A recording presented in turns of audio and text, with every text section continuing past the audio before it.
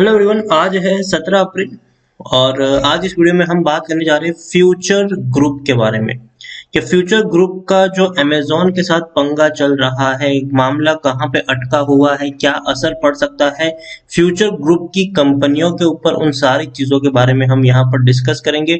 और रिलायंस के ऊपर भी इसका क्या असर है वो भी हम यहाँ पर जरूर डिस्कस करेंगे। लेकिन उससे पहले अगर आपने अभी तक चैनल को सब्सक्राइब नहीं किया है तो प्लीज अभी इसे सब्सक्राइब कर लीजिए, क्योंकि आगे भी बहुत सारे वीडियोस हैं जो आपको काफी ज्यादा हेल्प करेंगे। उसके साथ साथ अगर आपने अभी तक मेरी टेलीग्राम चैनल को ज्वाइन नहीं किया तो उसको भी ज्वाइन करना मत भूलिएगा, लिंक आपको डिस्क्रिप्शन में मिल जाएगा।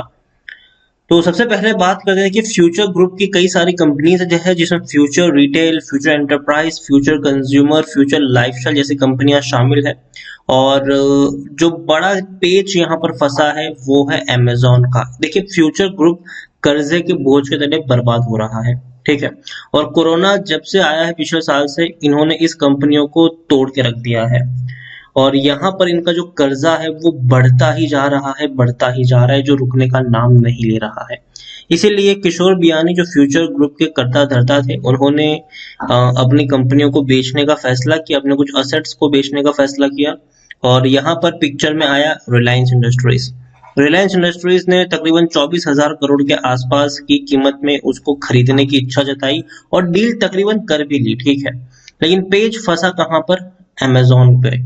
उसके बारे में देखें तो आप देखिए, यहाँ पर जो सबसे बड़ी दिक्कत है कि फ्यूचर ग्रुप के ऊपर कर्जा बहुत ज्यादा है और किशोर बियानी जो है उन्होंने ऑफर किए हैं 6,900 करोड़ लेंडर्स को, मतलब जिन जिन लोगों से उन्होंने पैसा लिया, कर्जा लिया है, उनको लोन रिस्ट्रक्चर के तौर पर पैसा इतना ऑफर करने की बात करी है, क्योंकि रिलायंस के साथ इनकी जो डील है वो डीले हो रही है अमेजोन के चलते। अब देखिए, जब तक डील होगी नहीं तब तक रिलायंस पैसा देगा नहीं इनको, ठीक है। और जब तक पैसा आएगा नहीं तब तक जो जिन लोगों से कर्जा लिया है उनको पैसा चुका नहीं पाएंगे ये, और पैसा चुका नहीं पाएंगे तो कर्जा और ज्यादा बढ़ता जाएगा इनका, डिफॉल्ट होते जाएंगे ये, और कंपनी और ज्यादा परेशानी में यहाँ पर आती जाएगी। तो उन्होंने ऑफर किया है 6,900 करोड़, हालांकि ये भी कम है क्योंकि कर्जा और भी ज्यादा, तकरीबन 24 से 25,000 करोड़ के आसपास का कर्जा है इनके ऊपर। यहाँ पर आप देखिए कि अमेजोन जो है वो सुप्रीम कोर्ट चला गया है अगेंस्ट दिल्ली हाई कोर्ट का जो स्टे ऑर्डर था रिस्ट्रेनिंग को लेकर, तो उसके खिलाफ गया है ये। आप देखिए, फ्यूचर रिटेल के खिलाफ और रिलायंस के इस डील के खिलाफ अमेजोन लगातार कोर्ट पे कोर्ट केस जा रहा है। अब देखिए, कोर्ट, सुप्रीम कोर्ट में अब इनका जो भी फ्यूचर है फ्यूचर ग्रुप का वो तय होने वाला है। आप देखिए, अगर हम ठीक से समझने की कोशिश करें तो फ्यूचर रिटेल ने शेयर बाजार को सूचना दी है कि उसे Amazon.com की ओर से 13 अप्रैल 2021 का एक आधिकारिक पत्र मिल चुका है। इसमें Amazon ने मामले को सुप्रीम कोर्ट तक ले जाने की बात भी करी है। और यहाँ पर क्या है कि फ्यूचर ग्रुप अब कानूनी किस तरीके से इस पेज को सुलझाएंगे उसके बारे में चर्चा करेंगे। अब देखिए, दिल्ली हाई कोर्ट की अगर हम बात करें तो 22 मार्च 2021 को उन्होंने अपने आदेश में कहा है कि रिलायंस के साथ हुए 24,713 करोड़ के सौदे में आगे बढ़ने की अनुमति दे दी थी, ठीक है। इसके लिए उसने हाई कोर्ट के, देखे तो यहाँ पर रोक भी लगा दी थी, जो पहले रोक लगी थी उसको बाद में अनुमति दे दी गई और अब इसके खिलाफ अमेजोन गया भाई सुप्रीम कोर्ट में। अब देखिए, जस्टिस मीठा ने इससे पहले 18 मार्च को जो सुनवाई की थी उसमें फ्यूचर ग्रुप के खिलाफ फैसला सुनाया था। उन्होंने कहा था कि सिंगापुर की जो अदालत है उनका आपने जानबूझ के, उनके फैसले का आपने जानबूझ के उल्लंघन किया हुआ है। उन्होंने कंपनी के रिलायंस के साथ सौदे पर आगे कार्रवाई करने को लेकर रोक लगा दी थी। इसके अलावा कारण बताओ नोटिस भी जारी किया था इनके खिलाफ और 20 लाख रुपए का जुर्माना भी लगा था। तो ये 18 मार्च की बात है। लेकिन 22 मार्च को जब दिल्ली हाई कोर्ट के आदेश में फ्यूचर ग्रुप को रिलायंस के साथ जो डील है उसको आगे बढ़ने के लिए अनुमति दे दी गई, जिसके खिलाफ अमेजोन चला गया 13 अप्रैल को। देखिए, होता क्या है यहाँ पर कि अगर अमेजोन के पक्ष में फैसला जाता है तो फ्यूचर ग्रुप कोर्ट चला जाता है, फ्यूचर ग्रुप के खिलाफ फैसला जाता है तो अमेजोन कोर्ट में चला जाता है।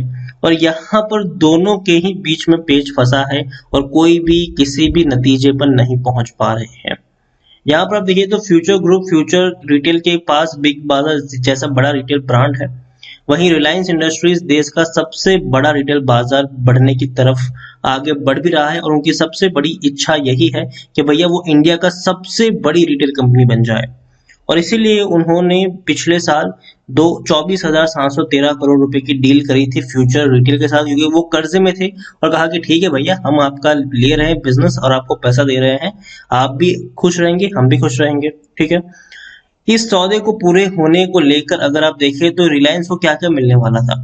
इस सौदे को पूरे होने के बाद रिलायंस को बिग बाजार के साथ साथ फ्यूचर ग्रुप के अन्य रिटेल गोदाम जो है, लॉजिस्टिक जो होता है, थोक कारोबार का मालिकाना जो हक है, वो इनको मिल जाने वाला था। लेकिन अब ये डील अटकी है। देखिए, तो यहाँ पर फ्यूचर ग्रुप की अस्तित्व का सवाल है और रिलायंस की ग्रोथ का सवाल है।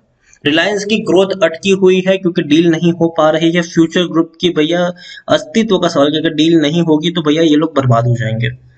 और यहाँ पर पेज फंसता है अमेजोन का, क्योंकि अमेजोन के पास फ्यूचर कूपन्स की हिस्सेदारी है।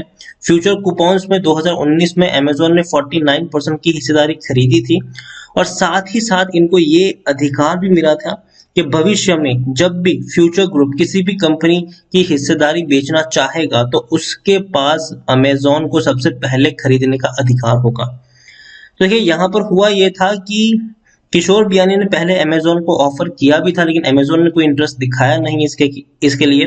ये किशोर बियानी का स्टेटमेंट नहीं कि भैया हम तो आपके पास कई बार आए थे लेकिन आपने हमें कोई इंटरेस्ट दिखाया नहीं, तो इसलिए फिर हमको रिलायंस के साथ जाना पड़ा और अब आप हमारी डील नहीं होने देना चाहते हैं। तो दिक्कत यहाँ पर यही है, मामला कोर्ट में चल रहा है, कोर्ट में चलने वाला है, लंबे समय तक चलेगा। अब देखिए, फ्यूचर एंटरप्राइज ने पेमेंट में भी डिफॉल्ट किया है यहाँ पर। तो देखिए, फ्यूचर ग्रुप की जो सबसे बड़ी दिक्कत है वो यही है कि पैसा इनके पास नहीं है। रिलायंस से आने वाला पैसा इकलौती इनकी लाइफलाइन है और अगर वो नहीं आता है तो ये कंपनी दिक्कत में आ जाएगी। पेमेंट्स भी नहीं कर पा रही है ये कंपनी, तो इसीलिए जो सबसे बड़ी दिक्कत इनके लिए है फ्यूचर ग्रुप के सामने, वो ये डील होना है। और अमेजोन जिस तरीके से, देखिए अमेजोन जैसी बड़ी कंपनी के साथ टक्कर हुई है, इसीलिए रिलायंस को भी दिक्कत आ रही है। अगर कोई छोटी मोटी कंपनी होती तो अब तक ये डील हो गई होती। अमेजोन के लिए प्रेस्टीज का सवाल बन चुका है। अमेजोन जहां पे भी बिजनेस करता है उसको वहां में नंबर 1 बनना है। और अगर फ्यूचर ग्रुप के साथ रिलायंस की डील होती है तो कहीं ना कहीं रिलायंस के चांसेस बढ़ जाते हैं नंबर 1 होने के। तो यहाँ पर अमेजोन वो चीज नहीं चाहता है और इसीलिए जो कोर्ट केस है वो लंबा खींचता हुआ नजर आएगा। देखिए, अभी के वक्त में फ्यूचर ग्रुप में खरीदारी करना मेरे हिसाब से थोड़ा सा रिस्की रहेगा यहाँ पर, तो इसलिए मैं खरीदारी की सलाह तो बिल्कुल भी नहीं दूंगा। ऊपर से सेकंड वेव भी आया है कोरोना का। देखिए, पिछले साल जो फर्स्ट वेव कोरोना का आया था उसी में ये ग्रुप बर्बाद हो गया था। ठीक है, उसी में अगर आप देखें ये ग्रुप कहाँ से कहाँ पहुंच गया था। आप देखिए यहाँ पर कोरोना जैसे ही आया ये शेयर कहाँ पे था भैया, 350 रुपए के ऊपर था ये शेयर।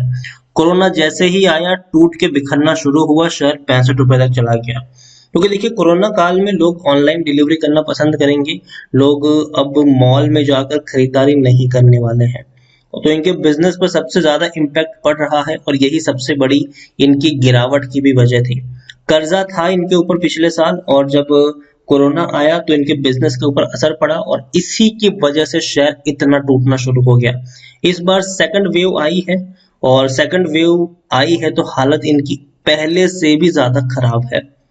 इनके लिए लाइफलाइन है सिर्फ और सिर्फ रिलायंस के साथ होने वाली डील। और जिस तरीके से अग्रेसिवली अमेजोन कोर्ट केस लड़ रहा है तो कोई भी निष्कर्ष निकलना थोड़ा सा मुश्किल नजर आ रहा है मुझे। तो अगेन एटलीस्ट जब तक ये कोरोना की वेव है तब तक तो मैं फ्यूचर ग्रुप में खरीदारी करने की सलाह नहीं दूंगा। ठीक है, लेकिन इसका मतलब ये नहीं है कि कंपनियां बुरी है। अगेन कह दूं, कंपनियां अच्छी है, ठीक है, लेकिन अगर डील हो जाएगी तो, अगर नहीं होती है तो ये गिरावट और भी ज्यादा गहरा सकती है और दिक्कतें इनको और भी ज्यादा फेस करनी पड़ेगी।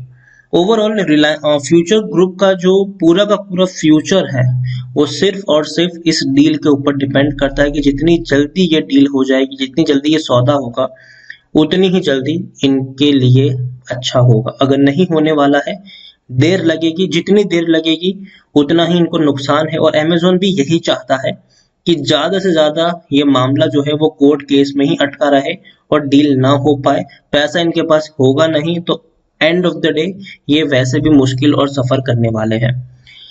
तो ओवरऑल अभी के वक्त में फ्यूचर रिटेल खा सके इस सेकंड वेव में तो मुझे थोड़ा सा रिस्की लग रहा है। लेकिन हाँ, इस सेकंड वेव में अगर शेयर में गिरावट आती है रिलायंस के तो खरीदारी का मौका यहाँ पर रहेगा। देखिए रिलायंस की ग्रोथ अटकी है फ्यूचर के साथ डील नहीं होने से, ठीक है, लेकिन इनके उनके दूसरे भी लीवर्स जैसे कि रिलायंस जियो की हम बात करें, इनके ऑयल टू केमिकल का बिजनेस है वो थोड़ा सा मंदा जरूर है, लेकिन फिर भी कंपनी लॉन्ग टर्म के लिए बहुत ही शानदार है।